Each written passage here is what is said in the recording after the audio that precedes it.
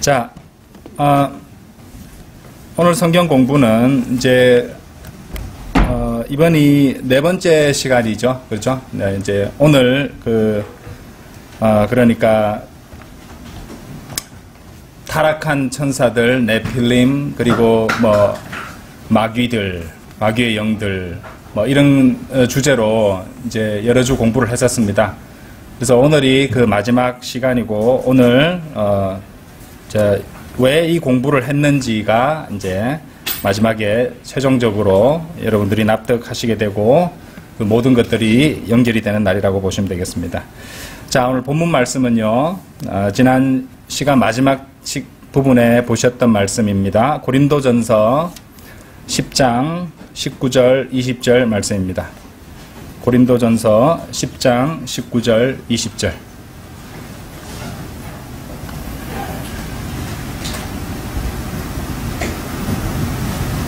고린도전서 10장 19절 20절. 제가 받들어 읽겠습니다. 그렇다면 내가 무엇을 말하느냐? 그 우상이 무엇이라도 되느냐? 아니면 우상들에게 희생 제물로 바쳐진 것이 무엇이라도 되느냐? 그러나 내가 이같이 말하노니 이방인들이 희생 제물로 바치는 것들, 그것들은 마귀들에게 희생 제물로 바치는 것이며 하나님께 하는 것이 아니니라. 그런즉 나는 너희가 마귀들과 교제하는 것을 바라지 아니하노라. 예, 자, 오늘 드릴 말씀 제목은 마귀들과 우상, 그리고 사탄에 속한 몸, 혼, 영의 결합입니다.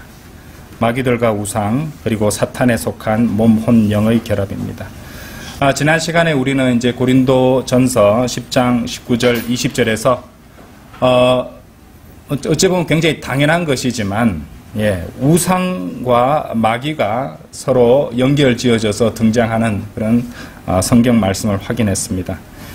지난 시간까지 우리는 이제 이 마귀의 진영이 몸, 혼, 영의 이 삼중 체계에 따른 시스템으로 조직되고, 이 타락한 천사가 내려왔다가 물러가고, 또 그렇게 이제 사람과 결합해서 네필림이 등장했다가 또 물러가는 그 역사의 시점에서 마귀들의 활동이, 또 마귀들의 역사가 이제 활발해지게 됐다는 것을, 그리고 그것이 결코 우연이 아니라는 것을 성경 말씀을 통해서 확인했습니다.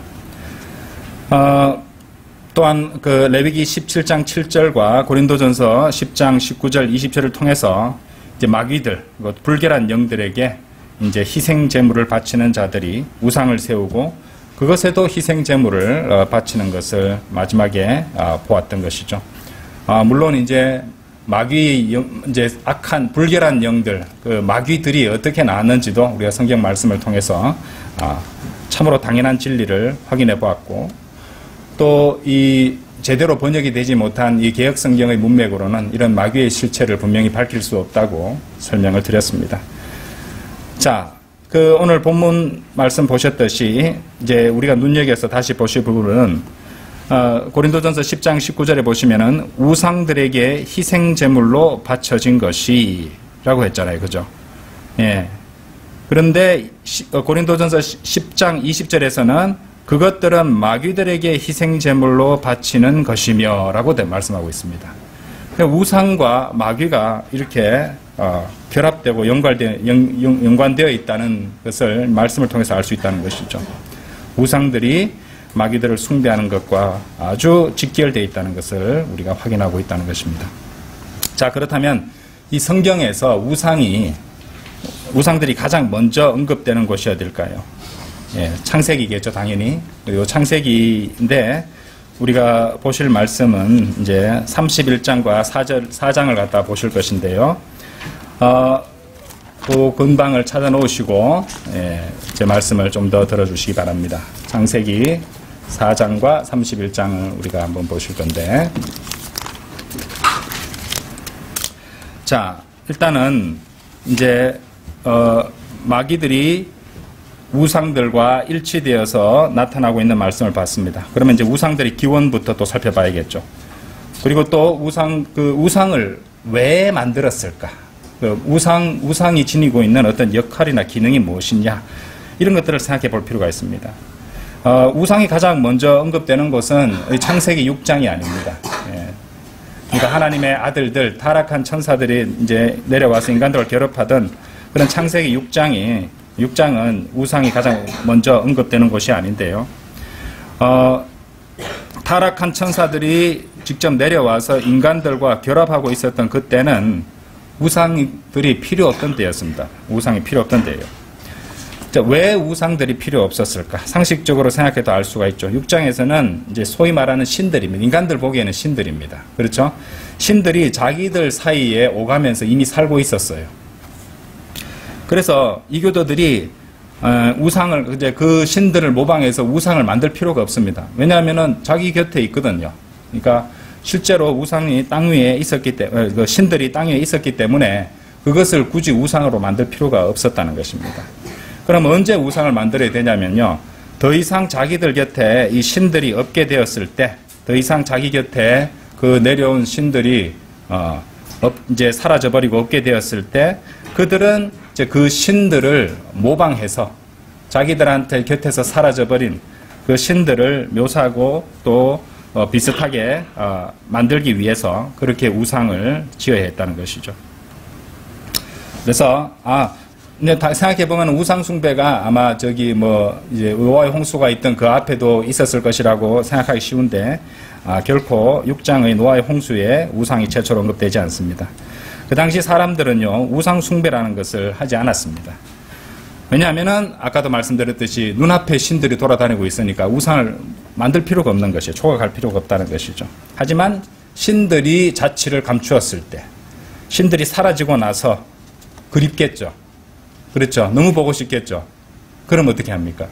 우리도 보고 싶은 사람 사진 찍어 놓고 막 이렇게 하잖아요. 그렇죠? 그래서 우상을 만들어내기 시작했던 것입니다.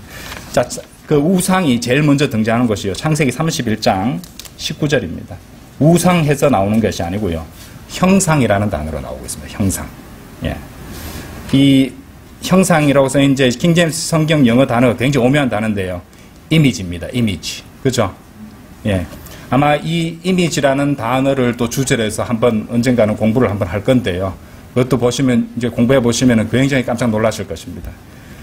자, 어쨌든, 우상이 가장 먼저 등장하는 성경 말씀이 창세기 31장 19절. 그리고 라반이 자기 양들의 털을 깎으러 갔는데, 라헬이 자기 아버지의 것인 형상들을 훔쳤더라. 우리가 우상이라는 걸 알고 있거든요. 그죠? 근데 여기서는 우상이라고 하진 않고 뭐라고 말씀하셨냐면은 images, 형상들이라고 그렇게 언급되고 있다는 겁니다. 라헬이 자기 아버지로부터 형상, 곧 우상을 훔쳤다는 말이죠.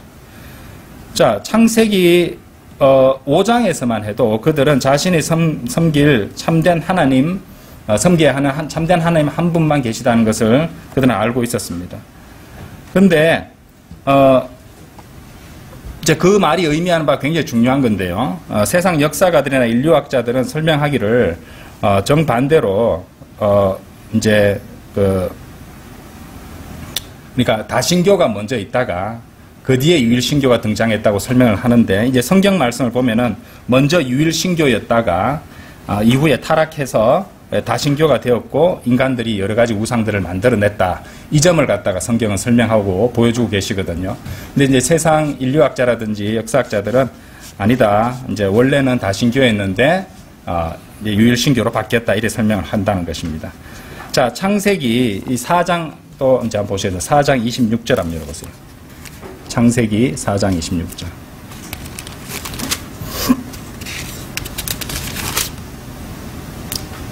그리고 그에게 곧 셋에게도 아들 한 명이 태어났더라. 그러자 그가 아들의 이름을 에노스라 불렀더라. 그때 사람들이 주의 이름을 부르기 시작했더라. 그때 사람들이 주의 이름을 부르기 시작했더라.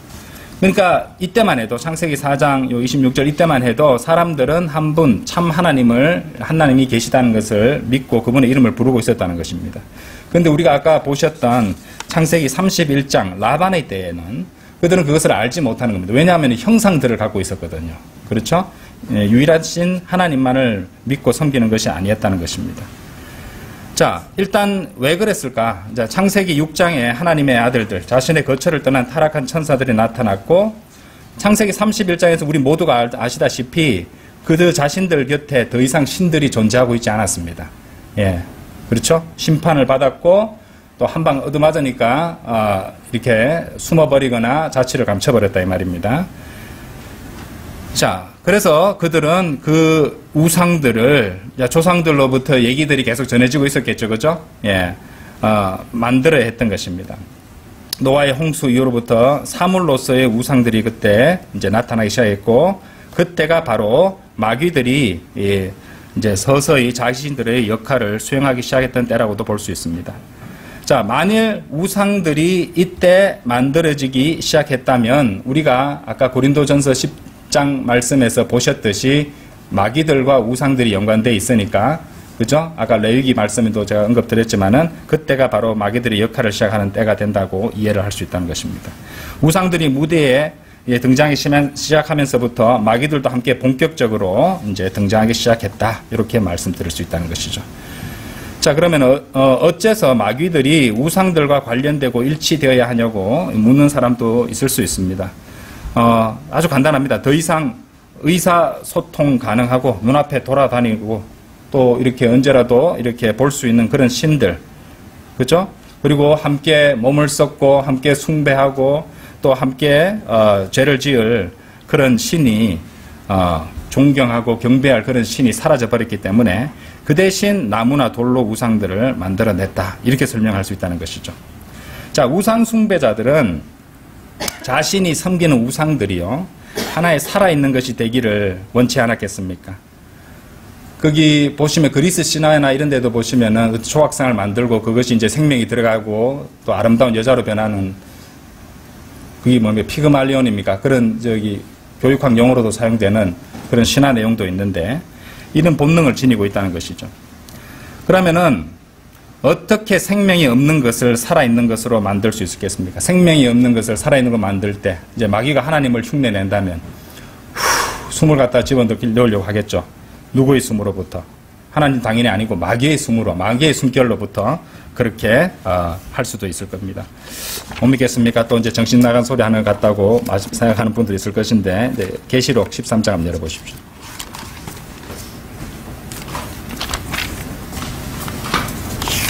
계시록 13장.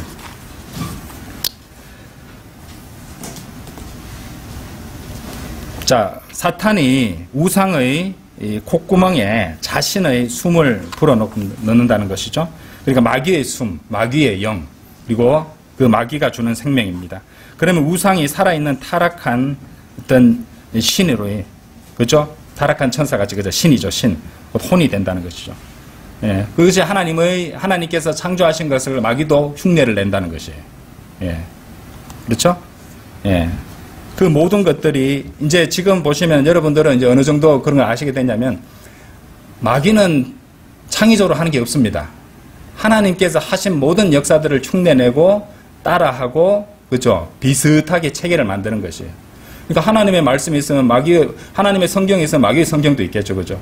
하나님의 교회가 있으면은, 뭐 지금 소위 말하는 어떤 이상한 하나님의 교회 그 말하는 게 아니라, 하나님 그분의 교회가 있다면은 마귀의 교회도 있는 것이고, 그죠? 하나님의 성도가 있다면은 마귀의 성도들도 있는 것이고, 당연한 거 아니겠습니까? 그죠? 마귀들은 이런 식으로 그렇게 행사를 한다는, 자신의 이제 하나님을 모방해서 그 모든 것들을 수행한다는 것이죠.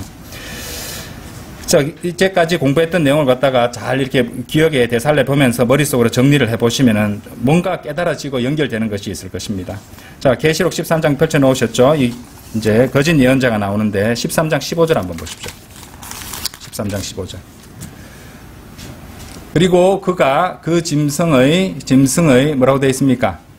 형상이죠. 여기도 이미지입니다. 우리가 창세기 31장에서 보셨던 그 형상이란 단어, 우상을 가리켰던 그 형상이란 단어가, 예, 여기도 나오고 있습니다. 짐승의 형상, 이미지로 하여금, 예, 그러니까 이미지는 굉장히 의미심장한 단어입니다. 킹제임스 성경에서. 공부해보면요, 마지막 때에 어떤 양상으로 마귀가 역사할 것인지를 갖다가 추측 가능한 부분도 있습니다. 짐승의 형상으로 하여금 말을 하게 하고, 짐승의 형상에 경배하지 않으려는 모든 자들은 모두 죽임을 당하도록 짐승의 형상에게 뭐라고 되어 있습니까? 생명을 주는 권능을 가졌더라. 생명을 준다고 되어 있습니다. 그죠? 생명을 주는 권능을 가졌다. 그러니까 형상이 움직이고 말을 한다는 것이에요. 거짓 예언자가 어떻게 해요? 생명을 이제 거기 준다고 했지만은 그렇죠. 이런 것과 연관되어 있었을 거죠, 이 말이야. 하나님께서 창조하셨을 때 그렇게 하셨듯이 인간을 창조하셨을 때 그리고 마귀가 이제 그것을 모방해서 하는 그런 역사가 나타나고 있는 것입니다. 그렇죠?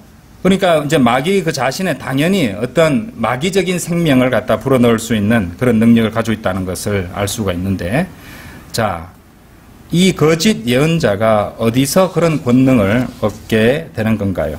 한번 생각해 봅시다. 자, 요한계시록 9장 한번 가보시죠.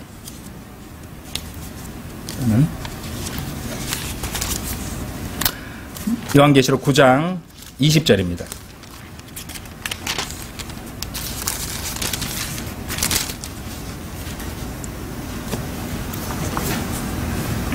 그리고 이런 재앙들에 의하여 죽임을 당하지 않고 남은 사람들이 여전히 자신들의 손의 행위들을 회개하지 아니하였더라.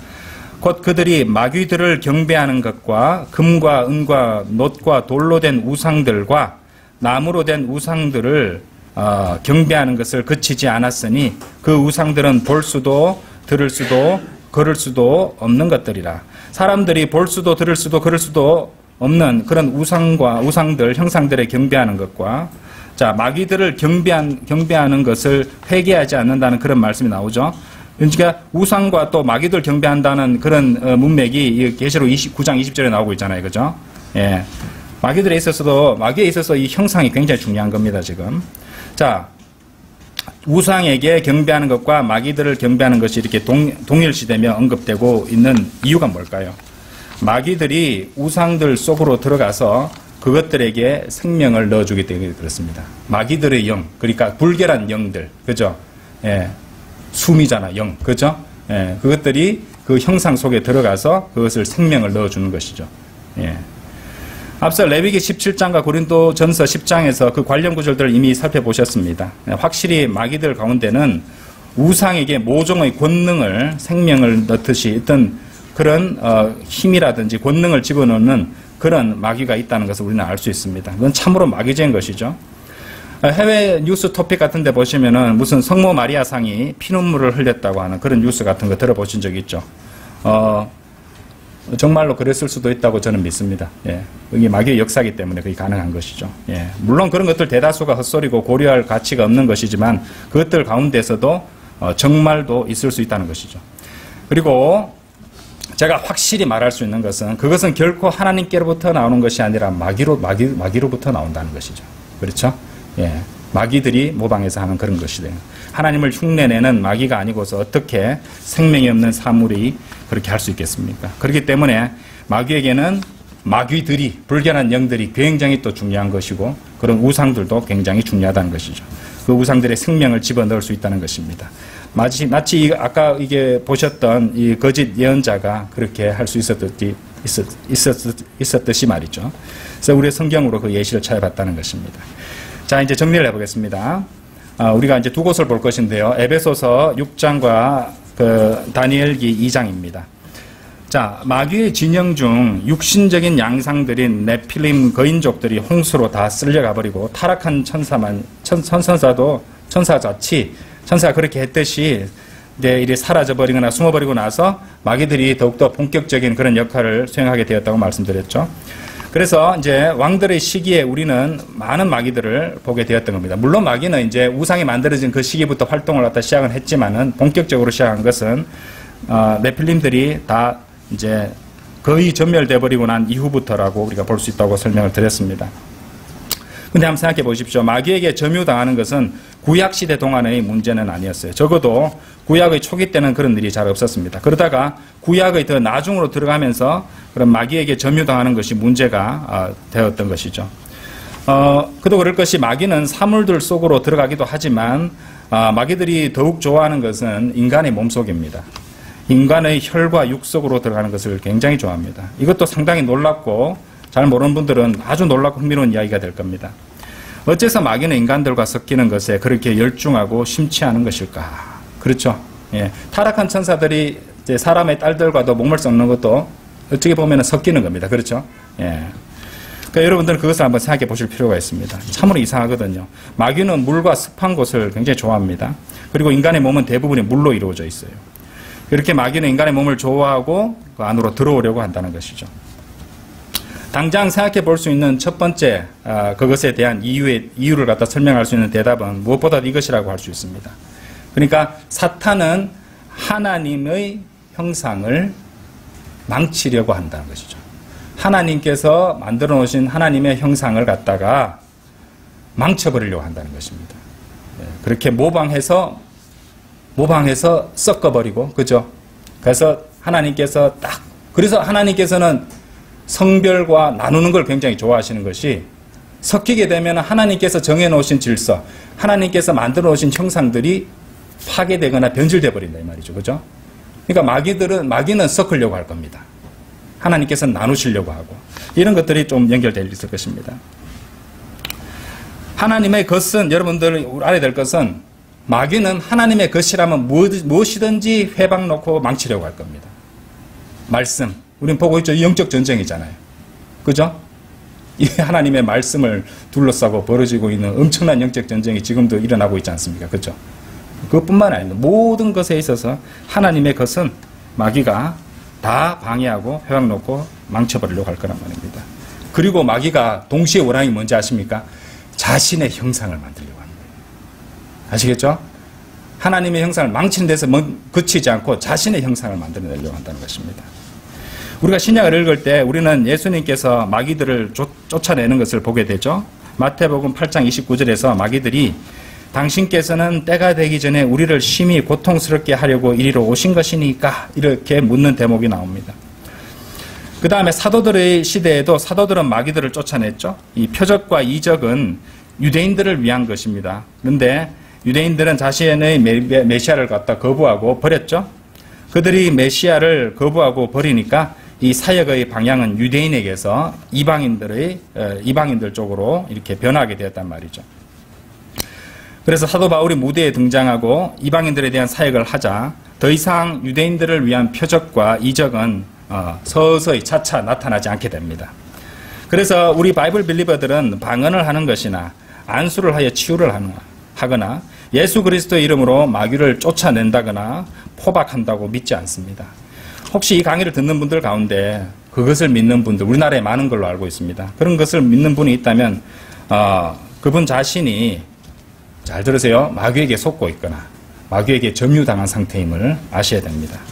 혹시 그런 은사주의적 사역에 심취해 있거나 빠져 있다면, 자, 진짜 진지하게 진심으로 드리고 싶은 이 충고는 그들과 어울리거나 엮이지 말고 빨리 거기서 벗어나시는 것이 좋다고 말씀을 드리고 싶습니다.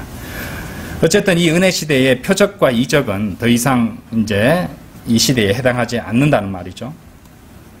그래서 우리가 믿고 아는 것은 뭐냐? 사도 바울이 에베소서 6장에서 설명하듯이 하나님의 말씀으로 하는 영적 전쟁입니다. 그렇죠? 하나님의 말씀으로 하는 영적 전쟁인데 마귀는 제일 먼저 뭐부터 건드리려고 하겠습니까? 하나님의 말씀부터 건드려야 되잖아요. 그렇죠? 이게 우리의 영적 무기인데, 영적 전투 지침인데, 모든 것이 기준이 되는 것인데, 말씀부터 건드리려고 하겠죠. 그렇죠? 그래서 더 이상 구약시대에 같이 혈과 육에서 실제로 물리적인 칼을 들고 찔러서 죽이고 하는 그런 전쟁이 아니라, 그런 혈과 육에 해당하는 것이 아니라 영적 전쟁이라는 걸 아셔야 됩니다. 그러니까 또 여러분 자신의 육신으로 어떤 무엇을 하고 안수를 하고 마귀를 쫓아내고 뭐 귀신을 쫓아내고 이런 것들이 전혀 아니라는 것이죠. 예. 그렇죠? 에베소서 6장 11절 한번 열어보십시오. 그럼 우리가 하는 이 영적 전쟁이 어떤 것이냐? 11절입니다. 하나님의 전신갑주를 입으라. 이는 너희가 능히 마귀의 계략을 대적하여 설 수 있게 하려 함이라. 이는 우리가 혈과 육을 대적하여 맞붙어 싸우는 것이 아니요 오직 정사들을 대적하고 권능들을 대적하며 이 세상 어둠의 주관자들을 대적하고 높은 곳들에 있는 영적 사악함을 대적하여 맞붙어 싸우기 때문이라. 이런 연유로 너희는 하나님의 전신갑주를 입으라. 이는 너희가 모든 일을 수행한 후에도 서 있게 하려 하며 악한 날에 능히 견디어 낼 수 있게 하려 함이라. 자, 보셨습니까?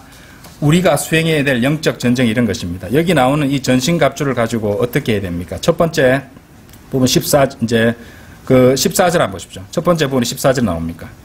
자, 14절에 뭐라고 말씀하세요? 예? 진리로 혀를 놀려서 바랄랄라 쉑쉑쉑 무슨 방언을 하라고 되어 있습니까? 아니죠. 그러므로 진리로 너희 허리를 동여매고 서 있으라. 그리고 의의 흉갑을 입어라 라고 되어 있습니다. 15절은 뭐라고 말씀하십니까? 손바닥 발바닥 마주치며 마귀를 쫓아내고 신유의 은사로 사람들을 치유하라고 말씀하십니까? 아니죠. 절대 아닙니다. 15절에 너희 발에는 화평의 복음을 예비한 것으로 신을 신으라고 말씀하십니다. 바로 복음 전파와 구령입니다. 여러분, 영적 전쟁의 주요 부분 중에 하나가 바로 복음 전파와 구령입니다. 엄청난 영적 전쟁입니다. 이것은. 그렇죠?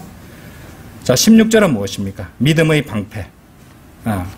믿음의 방패 가지고 뭐합니까? 믿음으로 병을 치유하는 겁니까? 무엇보다도 믿음의 방패를 붙들라. 그것으로 너희는 사악한 자에 의하여 쏘아진 불화살들을 모두 끌 수 있으리라. 그리고 17절은 구원의 투구와 성령님의 검, 그리고 18절은 가장 중요한 것들 중에 하나인 기도가 나오고 있습니다. 그렇죠? 자, 이게 우리가 수행하는 영적 전쟁이 어떤 것인지 보여주는 것이에요. 그리고 구원의 투구와 성령님의 검, 곧 하나님의 말씀을 붙들라. 성령님 안에서 모든 기도와 간구로 항상 기도하고 모든 성도들을 위하여 모든 인내와 간구와 더불어 그 일에 깨어 있으라. 이것이 우리들이 수행해야 되는 영적 전쟁입니다. 지금 우리가 다뤄야 하는 마귀들이고 그것이 우리가 수행할 영적 전쟁이 된다는 말입니다. 그렇죠? 그런데 에베소서 6장을 펼쳐 놓으셨는데 여기에 우리가 참으로 주목해야 될 부분이 나옵니다. 네. 자, 어디 부분이냐면요. 자, 12절 보세요. 우리가 이는 우리가 혈과 육을 대적하여 맞붙어 싸우는 것이 아니요 오직 정사들을 대적하고 권능들을 대적하며 이 세상 어둠의 주관자들을 대적하고 그 다음 부분입니다. 높은 곳들에 있는 영적 사악함을 대적하여 맞붙어 싸우기 때문이라. 자, 우리의 영적 전쟁에는 높은 곳들에 있는 영적 사악함도 포함됩니다. 지금 그죠? 이 높은 곳들에 있는 영적 사악함을 대적하여 맞붙어 싸우기 때문이라고 성경은 말씀하시는 것입니다. 높은 곳들에 있는 영적 사악함, 높은 곳이잖아요. 그런데 여기서 이제 우리가 좀 생각해 봐야 될 것이 이 사탄의 무리들이 자취를 감췄다고 제가 앞에서 계속 얘기를 했잖아요. 그렇죠? 그러니까 어디에 자신들이 몸을 숨기고 사람들이 눈에 띄지 않는 곳에 숨어 있고 이런 것들을 한번 연결지어 생각해 볼 수 있다는 것이죠. 근데 최근 들어서 얼마 전에 뉴스도 이래 보니까 거기 해당 이렇게 부서에서 일을 했던 관리들이 나와가지고 증언을 하는데 이미 미국 정부가 UFO 잔해하고 그 외계인들의 사체를 갖고 있고 숨겼다 이런 얘기했고 이런 사실을 갖다가 폭로를 하려고 하니까 자신들이 엄청난 핍박을 받았다, 피해를 입었다. 그러니까 이제 펜타곤에서 하는 말은 그 직원들이 이전 직원들이 나와서 했던 말들에 대해서 우리가 확인해 줄 수 있는 것은 없다. 뭐 이런 식으로 원론적인 말만 하고 있는 부분도 있었다는 것이죠. 그 최근에 여러분들 이제 우리 UFO라는 표현은 많이 아시죠, 그죠? 이제 요거 표현보다 많이 쓰는 표현이 UAP라고 많이 씁니다. UAP가 뭐냐면요, Unidentified Aerial Phenomenon이라고 합니다. 그러니까 이제 UFO는 Unidentified Flying Object거든요. 이 무엇이냐면은 확인이 되지 않은 미확인 비행 물체란 뜻이에요. 이러면 이제 일종의 외계인이라든지 이제 어떤 비행선을 갖다가 구체적으로 의미하게 되니까 최근 들어서 이것을 구체적으로 드러내고 인정을 하기는 좀 그러니까 만들어낸 용어가 많이 사용되는 게 UAP라서 미확인 에어리어 하면 공중이라는 뜻이에요. 공중 하면 여러분들 공중권세 뭐 잡은 자 이런 게 떠오르잖아요. 그죠? 하필은 공중이라고 해놨습니다. Unidentified Aerial Phenomenon 현상, 그러니까 미확인 공중 현상이라는 용어로 좀 더 포괄적입니다.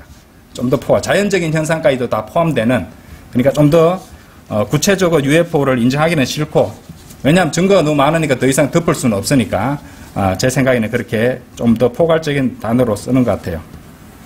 어쨌든 최근 들어서 이 마지막 날들이 다 되니까 이 관련 뉴스들이나 언급들이 굉장히 많아지고 있습니다. CNN 같은 데 굉장히 많이 나오고요. 미국의 경우에 이제 전직 대통령들도 인정하고 하는 그런 내용도 있었습니다. 그들 모두가 미확인 공중 현상에 대해서 인정을 해버리고 실제로 실제 일어난 현상이고 사건들이라는 인정을 했습니다. 근데 그들이 UAP라는 용어를 쓰는 이유에서도 드러나겠지만 그것들이 날아다니는 비행 접시이고 그 안에 무슨 녹색 외계인이 타고 있다는 것으로 인정하는 것까지는 이제 가지 않았습니다만은 어쨌든 자신들이 과학적이나 상식적인 어떤 그런 선에서 설명할 수 없는 그런 미확인 공중 현상들이 일어나고 있다는 것을 인정하고 있습니다. 이제는 사실 인간이 하늘에 올라가고 달로 로켓을 쏘아보낸 이래로 UFO에 대한 보고들이 끊임없이 나오고 있는데 높은 곳에서 이상한 것들을 목격한 사람들의 이야기가 계속 이어지고 있다는 것이죠. 어째서 그럴까요? 악한 영적 존재들은 이제 더 이상 우리 주변에서 사라지고 숨어버렸지만은 인간들은 계속해서 자신들의 영역을 확장해 가고 있습니다. 그렇죠? 계속 세상을 채워가고 확장해 가고 있는데 이제 눈에 보이게 그런 사탄의 무리에 속하는 자들은 창세기 6장 때처럼 다 나와서 보이게 공개적인 활동을 이제 할 수가 없게 된 것이죠. 그래서 높은 곳으로 간 겁니다. 높은 곳으로. 그래서 오늘날에 이제 이렇게 영화로 이제 많이 아이들도 좋아하고 많이 보는 그런 아주 멋있고 매력적인 슈퍼맨이라든지 원더우먼의 이미지와 아이디어에 이 대중들은 세뇌되고 있죠. 그래서 그들이 와준다면 얼마든지 그들과 결합하고 몸을 뒤섞어버리고자 하는 사람들로 넘쳐나고 있습니다. 유럽의 어느 곳에서는 산 꼭대기에 사람들이 올라가서 UFO가 내려와 주기를 기다리는 그런 행사까지 있었다고 제가 뉴스에서 본 적이 있습니다. 근데 그 말이 헛소리라고 욕하기 전에 진지하게 현재 세대들을 한번 생각해 보시기 바랍니다. 그러면 이해가 가실 것이에요. 그래서 외계의 생명체와의 조우와 접촉을 주제로 한 영화들이 굉장히 많이 나오고 있습니다. 마귀가 주요하게 쓰는 도구가 이제 그런 대중문화니까요. 그래서 그렇게 계속해서 세뇌된 마인드를 가지고 위로 올라가고 확장해 나려고 하는 그런 욕구를 갖다 부추기고 있습니다. 그렇게 해서 이제 계속 높은 곳으로 올라가면 최근에 들어서 민간 기업들이 이렇게 우주 여행들을 갖다가 이제 상업화하고 실제로 사람들 홍보하고 많은 돈을 내면 가게 되고 그러잖아요. 그죠? 우연 아니라고 봅니다. 우연이 아니라고 봅니다. 그런 것들이 계속 이제 위로 올라가다 보면은 높은 곳에 올라가서 이상한 것들을 목격하게 된다는 것이죠. 그래서 성경은 그보다 훨씬 이전에 에베소서 6장에서 높은 곳들의 영적 사악함을 언급하시는 것이에요. 그리고 그 사악한 지금 그 사악한 존재들이 있는 높은 곳으로 이 구원받지 못한 타락한 마음을 지닌 인간들은 올라가려고 하는 것이죠. 그러니까 미확인 공중현상 UAP가 지금 이 신약시대 마지막에 일어나고 있는 일들입니다. 그러니까 우리는 지금 네피림이나 타락한 천사들을 상대하고 있는 것이 아니라 불결한 영들, 악한 영들, 마귀들을 상대해서 그런 영적 전쟁을 수행하고 있다는 것이죠. 다만 지금은 대환란을 앞둔 마지막 날들이니까 UAP와 같은 활동이나 현상들이 점점 더 많이 일어나게 될 겁니다. 그런 뉴스도 많이 보게 될 것이고 우리 소식을 계속 접하게 될 것이고 또 매력적이고 정의로운 외계인들에 대한 영화로 세뇌되는 가운데 그들을 만나고 싶어하고 그들과 접촉하려는 그런 생각들이 더욱 생겨나게 될 것입니다. 자, 그러면은 우리가 추측해 볼 수 있는 것은 성경적인 이런 말씀들과 진리들로 추측해 볼 수 있는 것은 대환란 때 어떤 일이 일어나게 될 것인가. 이 사탄의 진영에 속한 이 세 가지 체계, 그러니까 몸인 네피림, 혼인 타락한 천사들, 그리고 영인 마귀들이 하나로 통합하게 될 것입니다. 자, 다니엘기 2장 가보겠습니다.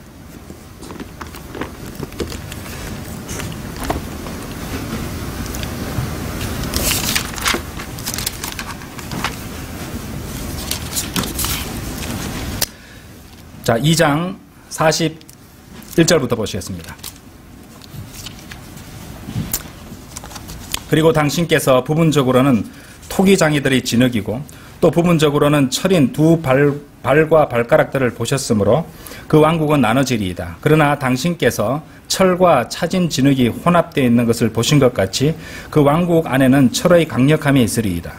그리고 그 두 발의 발가락들이 부분적으로 철이며 부분적으로 진흙인 것 같이 그 왕국도 부분적으로 강하며 부분적으로 부서지리이다. 그리고 당신께서 철과 차진 진흙이 혼합되어 있는 것을 보셨으므로 그들은 자신들을 사람들의 씨와 섞으리이다. 보이십니까? 이 부분이에요. 그들은 자신들을 사람들의 씨와 섞으리이다. 그러나 그들은 바로 철이 진흙과 섞이지 아니하는 것 같이 서로에게 달라붙지 못할 것이니이다. 자, 43절을 이제 우리가 특히 잘 보셔야 되는데, 무엇이 되었든지 간에 그들은 자신들을 사람들의 씨와 섞으리이다라고 하셨으니까 그들은 사람들의 씨가 아닙니다. 그렇죠? 예, 이건 뭔가 다른 존재라는 걸 아셔야 되는 것이죠. 그러니까 이걸 보시면은 이 대목을 읽는 순간 여러분 머릿속에 떠오르는 것이 창세기 6장이 일단 떠올라야 됩니다. 그렇죠? 예, 구약의 하나님의 아들들, 곧 천사들이 사람의 딸들과 서로 뒤섞였던 사건들을 떠올릴 수 있을 것입니다. 자, 그래서 이 진켄 목사의 설명에 따르면은 이 대환란 때에는 네피림, 타락한 천사들, 마귀들이 다 내려오게 될 것이라고 그러네요. 그리고 그래서 이제 사탄에 속하는 몸, 혼, 영 시스템 모두가 다 혼합되고 결합되어서 그것을 이용해서 사탄은 자신의 왕국을 가져오게 할 것이라는 겁니다. 그래서 그것을 우리가 그 기민을 이미 알 수가 있는 것이 이제 최근에 보시면 통합이 강조되고, 그렇죠? 유엔같이 단합되고 하나가 되는 세상이 이제 계속해서 이제 홍보되고 또 사람들한테 세뇌되고 있는데, 이런 것이 사탄에게는 굉장히 중요한 작업이 된다는 것이죠. 일단 계속해서 사람들한테 계속 이렇게 그 생각을 심어주는 것이 지금 현재 사탄의 작전입니다. 뭐 그렇다고 해서 저는 지금 어떤 뭐 차별을 해야 된다, 그리고 또 동등한 권리를 갖다 제거해야 된다, 차별을 줘야 된다, 또는 뭐 인종차별주의자가 되자, 이런 얘기를 하자는 것이 아니고요, 선동하는 것이 아니고요. 지금 제가 말씀드리는 것은 그런 것들과는 상관이 전혀 없습니다. 제가 지금 말씀드리는 것은 사탄은 그처럼 심지어 사람들에게 좋고 선한 것처럼 보이는 그런 것들로 위장한 자신만의 수단과 방법을 이용해서 이 미래에 드러날 자신의 목적을 이루려고 분주히 부지런히 활동을 하고 있다는 것입니다. 근데 사탄은 결코 갑자기 나타나서 예입 받아라 666 뭐 이런 식으로 하지 않는다 이 말이에요. 그렇죠? 예, 그렇게 하지 않습니다. 사탄의 전략은 절대로 그렇지 않습니다. 우리 지금 666 하면 사탄의 표, 짐승의 표, 짐승의 표이라면서 굉장히 부정적으로 얘기하고 지금 기독교계에서 막 엄청 사람들이 관심이 많잖아요. 갑자기 나타나가 666 받으라 받겠어요? 안 받지. 그렇죠? 사탄은 그래 바보가 아닙니다. 절대 그런 식으로 하지 않습니다. 사탄은 좋은 것, 타당한 것, 합리적인 것, 건강에 좋은 것 등등 온갖 긍정주의로 포장한 전략을 구사하게 될 겁니다. 그래서 도저히 거부할 수 없을 정도로 만들 것이에요. 그래서 인간들로 하여금 통합되고 하나가 되는 것을 익숙하게 만들어 인간들로 하여금 세계 곳곳을 다니게 만들고 서로를 이해하고 차이들을 존중하고 사랑하고 하나가 되게 하려고 할 겁니다. 저는 이제 한 번씩 이 유튜브에서 이제 여행을 하는 그런 이렇게 내가 가보지 못하는 오지를 여행하는 사람들 영상을 한 번씩 보면서 신기하다고 재밌네 생각했는데 어느 순간에 전 세계적으로 이런 트렌드가 굉장히 유행이 되고 있었는데 제가 이 설교나 이 공부를 준비하면서 깨닫게 됐어요. 왜 그랬는지를. 사탄은 점점 사람들한테 이 벽을 허물게 만듭니다.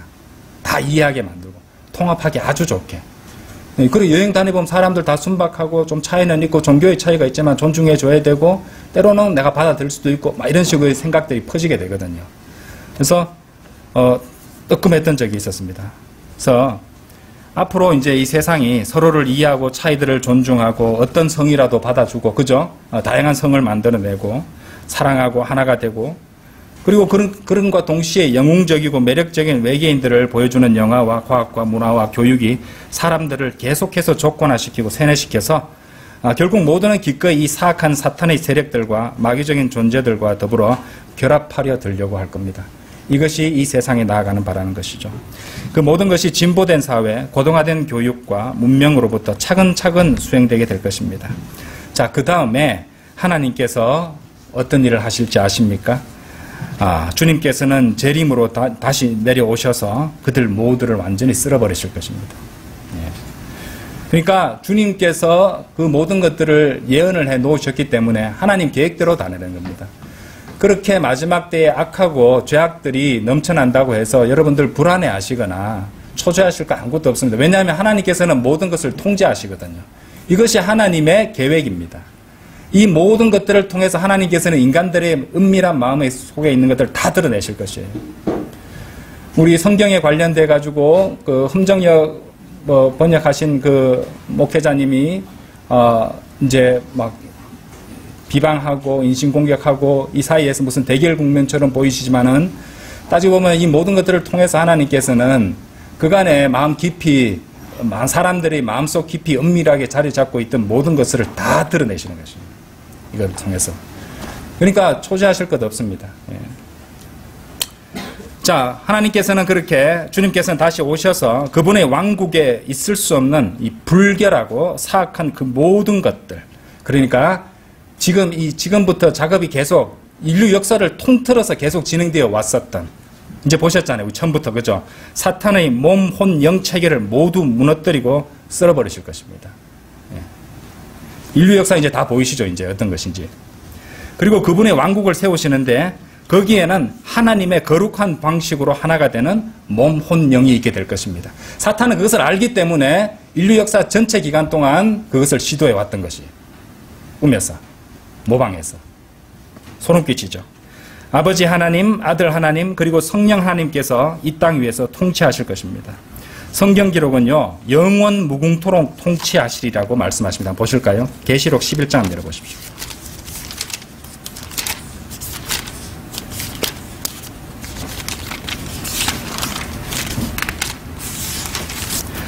(11장) 15절입니다.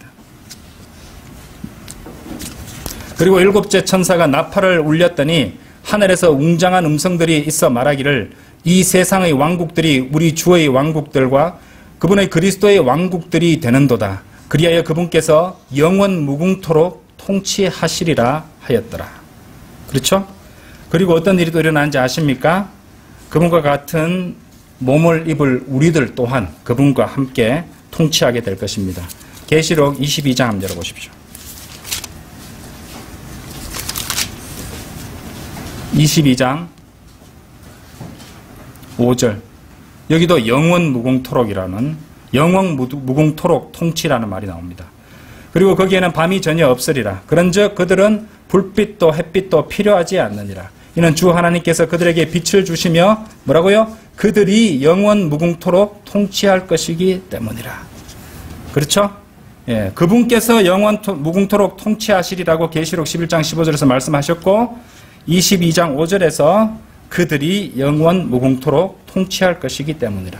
우리는 그분과 같은 몸을 입게 되잖아요. 그렇죠? 그것이 바로 사탄의 몸, 혼, 영이 지나간 뒤에 나타나는 참된 몸, 혼, 영에게 일어나는 일입니다. 우리는 이 소망을 안고 살아가는 사람들이죠. 그리고 이 마지막 날들에 마귀가 어떻게 역사할 것인지를 이제 우리는 가늠할 수 있게 되었습니다. 그러니까 우리 믿음을 지키면서 그 복된 소망 가운데 주님 오시기를 기다리며 사는 것입니다. 다 같이 기도드리겠습니다.